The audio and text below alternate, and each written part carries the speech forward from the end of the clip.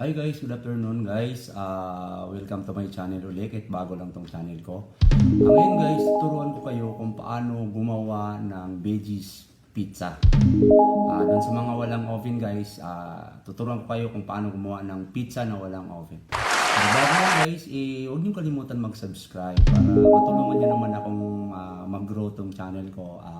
I'll make sure na marami kayong matutunan nito lalong-lalo na pagdating sa pangnegosyo. Okay guys?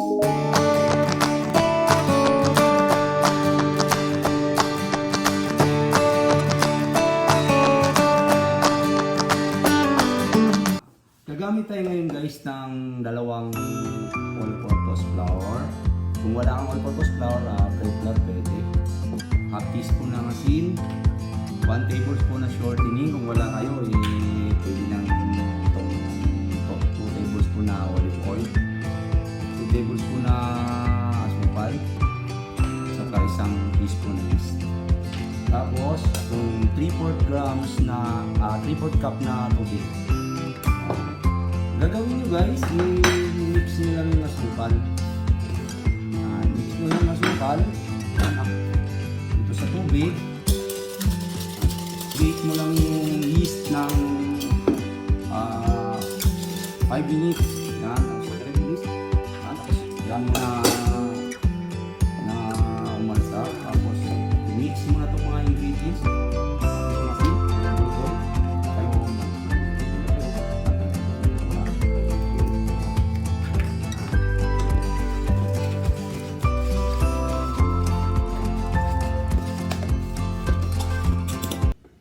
After ma-activating yeast guys, yan, makita nyo bumubula. Yan, pwede na yung gamitin. Buhos nyo na dun sa flour na ating nila.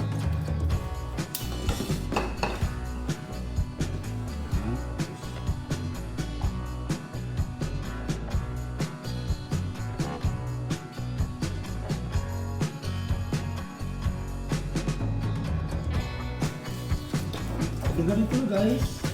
Kuha lang kayo ng flour sa floor. Yan. Tapos lagay nyo lang yung tapos medyo lang ng 5 minutes.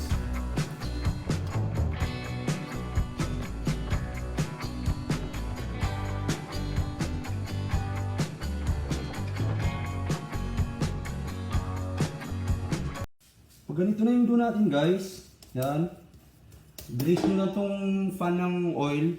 Yan. Tapos, lagay yung ating dough dyan.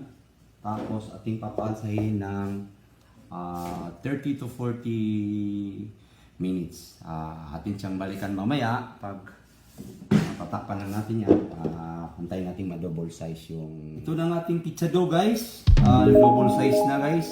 Siya nga pala guys, nakalimutan ko yung pagpa-activate nga pala ng yeast, maligam-gam mo ito gagamitin natin guys. Tapos di rin tayo gumagamit ng mixer kasi karamihan naman sa atin walang mixer pag nag-umpisa pa lang. Ang gagawin mo lang sa dough, pulse nyo lang para wala hangin. Tapos patigin mo lang guys.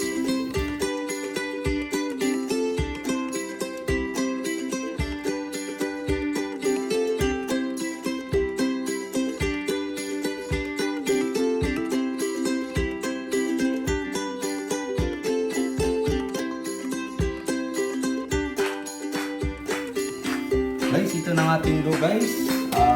Nag-double size na ulit. Ang gagawin natin guys, kuha lang tayo ng flour. Tapos, gagawin natin yan. Tapos yung dalawang kamay, iinin lang yung dalawang kamay mo. Yan. Gagawa tayo ng edge na yun guys.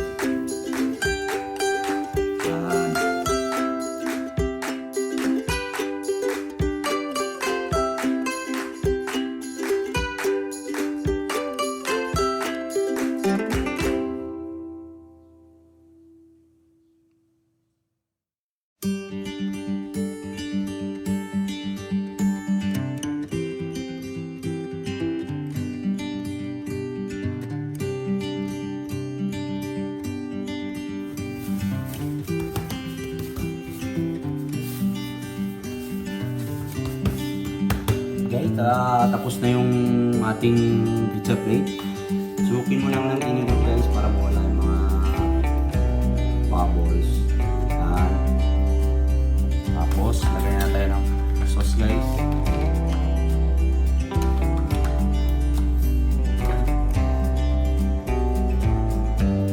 Palagay ng sauce guys, yung ginamit ko homemade ko pero pinipin ko.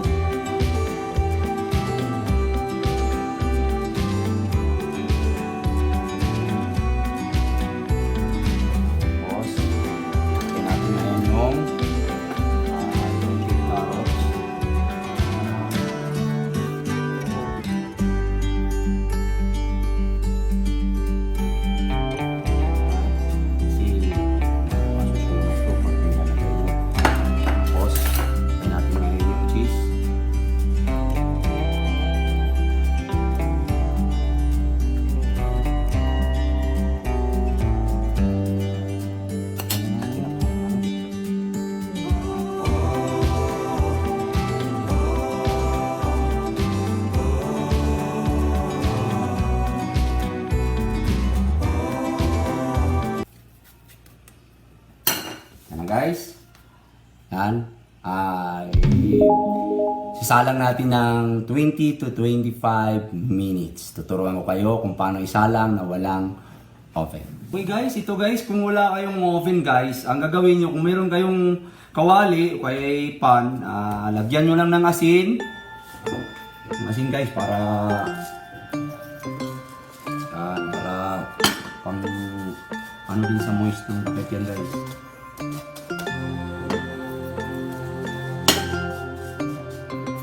Ito yung kalan.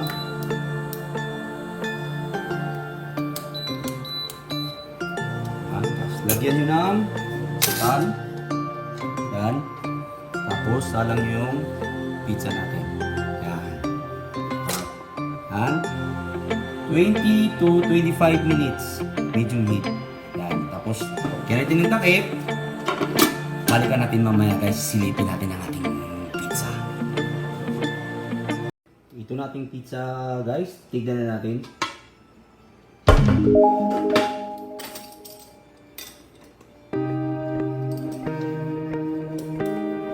Ayan na guys. Ayan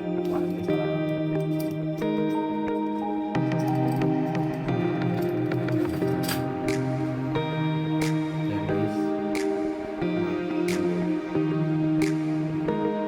Ayan guys, huwag yung kalimutang i-subscribe yung channel ko. Stay at home guys.